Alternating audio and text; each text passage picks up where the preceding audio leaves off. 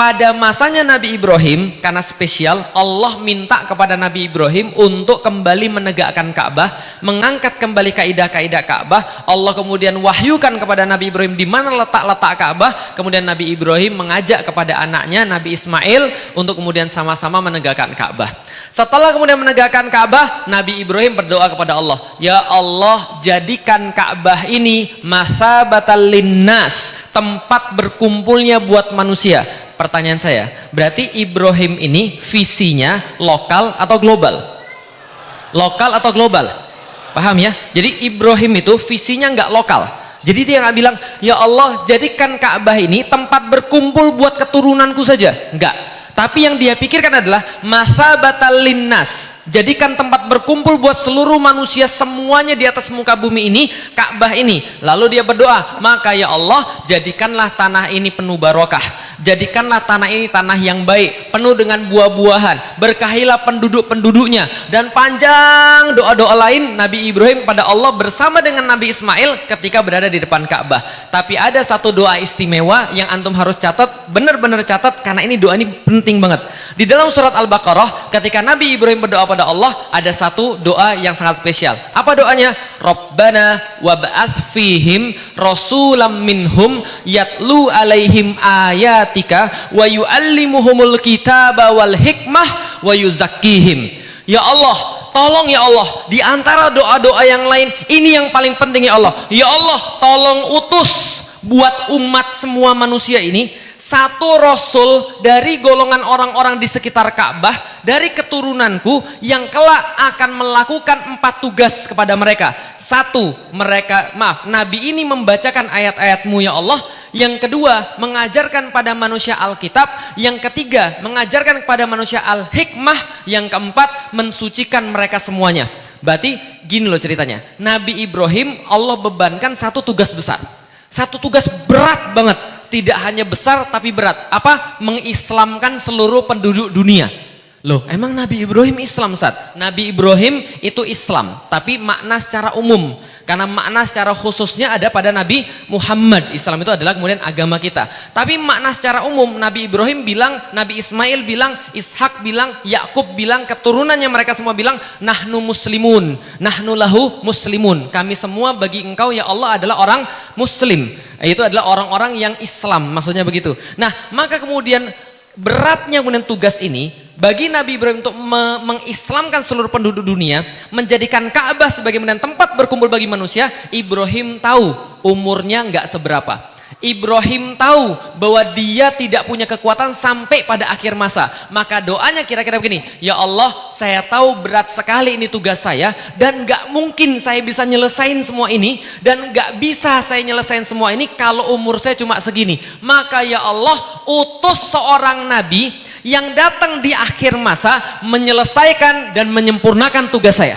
Paham nggak teman sekalian? Jadi menyelesaikan dan menyempurnakan tugas saya, karena nggak mungkin saya lakukan. Yang saya lakukan cuma bisa menggali kaidah-kaidah Ka'bah, dengan kata lain menunjukkan dasar-dasar perjuangan Islam ini bagi mereka. Dan yang melanjutkan harus ada satu, ya Allah, Rabbana wab'ats fihim, ya Allah, utus nabi ke tengah-tengah mereka, melanjutkan tugas saya, rasulam minhum, yaitu kemudian nabi daripada golongan mereka, rasul daripada golongan mereka, sekitar Ka'bah, keturunanku ya Allah, yang kelak akan menyelesaikan visi besarku untuk manusia semuanya di dunia. Pertanyaan saya, ini dijawab Allah atau tidak? Dijawab Allah atau tidak? Enggak semudah itu dijawab Allah. Nabi Ibrahim berdoa ratusan tahun enggak dijawab oleh Allah, bahkan ribuan tahun enggak dijawab oleh Allah. Kenapa? Allah berkehendak yang lain. Allah berkehendak menjawab nabi-nabi berikutnya bukan dari keturunan Ismail. Anda tahu Nabi Ibrahim punya 2 anak, gitu kan ya? Yang pertama adalah Ismail, yang kedua adalah Ishak. Dari keturunan Ismail ini nggak ada nabi sama sekali. Tapi dari keturunan Ishak itu semuanya nabi. Siapa saja? Ishak punya anak namanya Yakub. Yakub bergelar Israel, artinya adalah kekasihnya Allah. Israel punya anak 12. Yang paling ganteng siapa? Yusuf. Yusuf paling ganteng, itu juga nabi. Lalu kemudian keturunannya itu Bani Israel semuanya nabi semua. Kata Rasul, kanat banu Israila tasusuhumul anbiya kullama halaka nabiyun khalafahun nabi. Setiap Bani Israel itu ada nabinya. Jadi ketika satu nabi wafat, Allah langsung ganti dengan nabi yang lain. Artinya nabinya sangat banyak sekali. Ada Musa, ada Zakaria, ada Isa, segala macam nabinya dari sini semua. Tapi yang dari sini kosong, teman-teman sekalian. Saking banyaknya yang kosong, ratusan tahun mereka kosong, bahkan mereka nggak ingat sama sekali untuk apa Ka'bah itu didirikan. Mereka nggak tahu sama sekali kenapa Ka'bah itu diangkat oleh Nabi Ibrahim dan Nabi Ismail. Mereka lupa tentang visi besar dunia. Mereka lupa tentang membuat orang semuanya muslim. Bahkan Ka'bah itu jadi tempat berhala nomor 1 di dunia. Paham teman sekalian? Kebayang nggak Masjid Agung Asy-Syarif Al-Azhar kira-kira nanti jadi diskotik? Kebayang nggak? Nggak kebayang kan ya? Karena antum masih sholat. Karena antum masih ada di sini, setiap kajian antum masih mau datang. Tapi coba kalau seandainya antum nggak mau datang lagi ke masjid, antum nggak sholat lagi di sini, ratusan tahun ini jadi diskotik, mungkin banget. Lah kenapa? Jangankan Asy-Syarif Al-Azhar, itu Ka'bah aja bisa jadi tempat penyembahan berhala. 300 berhala kemudian diregister di situ, orang kemudian tiap tahun kemudian tawaf di situ sampai telanjang. Paham teman-teman sekalian? Ini kemudian Ka'bah, kondisinya jauh lebih parah. Dan saking parah kondisinya itu, maka Allah ngetes. Jadi Allah ngetes nabi yang kemudian paling hebat itu diutus di sana. Untuk apa? Kalau andaikan sama yang paling bejat aja sudah bisa diajarin, apalagi yang lain. Paham teman-teman sekalian? Maka kemudian Allah ngetes di situ. Bagaimana kemudian yang diturunkan bukan sembarangan. Rasulullah Shallallahu Alaihi Wasallam mendakwai penduduk Makkah. Dia bawa kurikulum terbaik. Anda coba bayangkan, yang ngajar guru yang terbaik, yang diajarin kurikulum yang terbaik. Antum kalau misalnya diajarin guru terbaik, antum pasti paham lebih daripada diajarin guru biasa-biasa aja kan gitu. Nah ini sudah guru yang terbaik, kurikulum yang terbaik. Kira-kira berhasil atau tidak? Nggak berhasil.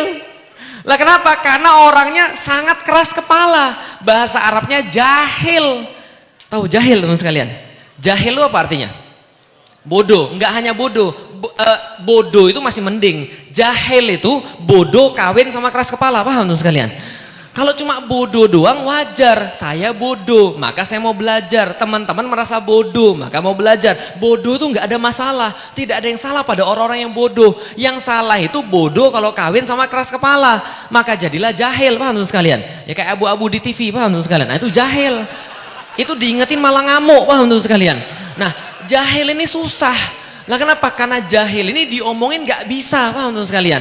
Makanya Allah kemudian mengutus Rasulullah 12 tahun dakwah di Madinah, 13 tahun dakwah di Madinah, nggak berhasil. Kenapa? Yang ikut cuma berapa puluh orang. Lah karena keras kepala banget. Bahkan menjelang akhir-akhir daripada Rasul di Mekah sebelum hijrah ke Madinah, mereka bertambah keras kepala dan keras kepalanya nggak tanggung-tanggung. Makanya para sejarah mengatakan mereka naik level dari jahil menjadi jahil murakkab. Paham teman sekalian?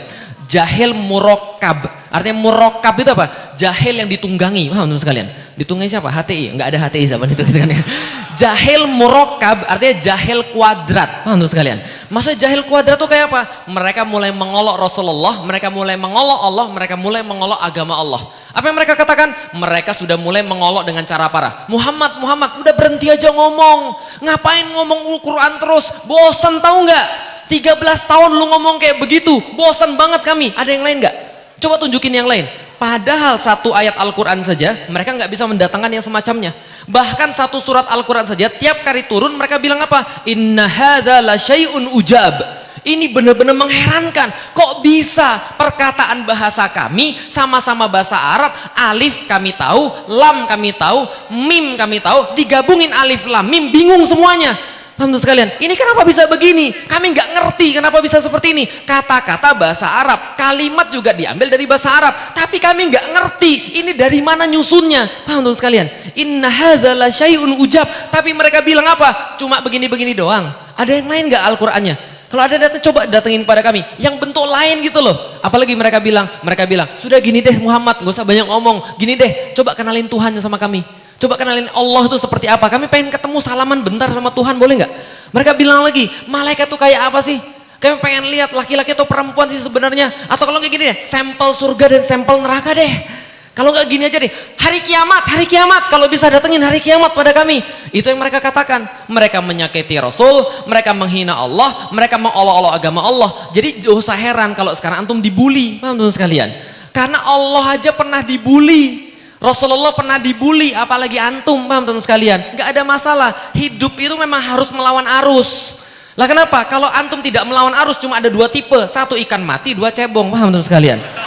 Saya nggak ngina siapapun, nah itu kan kenyataannya begitu. Nah maka kemudian ketika kemudian Rasul kemudian dihina sama mereka, Allah kemudian dihina sama mereka, lalu kemudian Allah turunkan apa? Allah turunkan di luar daripada perkiraan orang-orang, Allah turunkan surat Ar-Rahman. Anda senang dengan surat Ar-Rahman? Ar-Rahman, 'allamal Qur'an, khalaqal insan. Lagu yang paling, ayat yang paling laku ketika bulan Ramadan. Pak Imam, saya dibacain Ar-Rahman dong. Lah kenapa pokoknya tenang banget sekali mendengar Ar-Rahman? Pertanyaan saya, itu Ar-Rahman turunnya kapan? Akhir-akhir dari Mekah sebelum ke Madinah, akhir-akhir masa Mekah turun surat Ar-Rahman. Pertanyaan saya, itu surat diturunkan kepada siapa khususnya? Yang beriman atau yang keras kepala? Yang beriman atau yang keras kepala? Surat itu diturunkan pada yang keras kepala, yang dari tadi mengolok-olok Allah, yang dari tadi menyakiti Rasulullah Sallallahu Alaihi Wasallam. Mereka mengolok-olok agama Allah juga, tapi Allah turunkan apa? Ar-Rahman. Allah masih sayang sama kalian. Kalian mau nggak balikan sama Allah?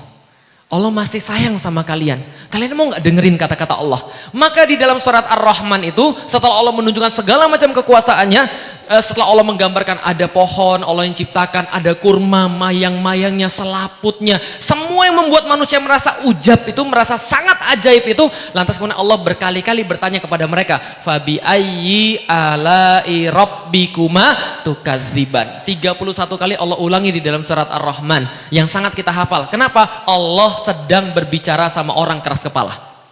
Paham nggak? Karena orang keras kepala itu nggak bisa diomongin sekali. Nggak percaya? Coba Anda bilang sama anak-anak Anda yang lain Mobile Legend. Paham teman sekalian? Itu sekali diomongin nggak bisa itu. Nak makan, nggak makan dia. Sebentar mah, nak makan, masih. Nak makan, masih dia main. Nah kenapa orang keras kepala tuh nggak bisa sekali dua kali? Allah panggil 31 kali di dalam Al-Quran. Fabi ayyi alai rabbikuma tukadziban. Wahai manusia, yang mana yang Anda bilang Allah tuh zolim pada Anda? Allah sudah begini, Allah sudah begini. Kayak yang mana Allah bilang zolim? Setiap sebelum dan sesudah fabi ayyi itu Allah selipkan kemudian cerita-cerita. Bagaimana kemudian yang mana yang kalian dustakan daripada Allah?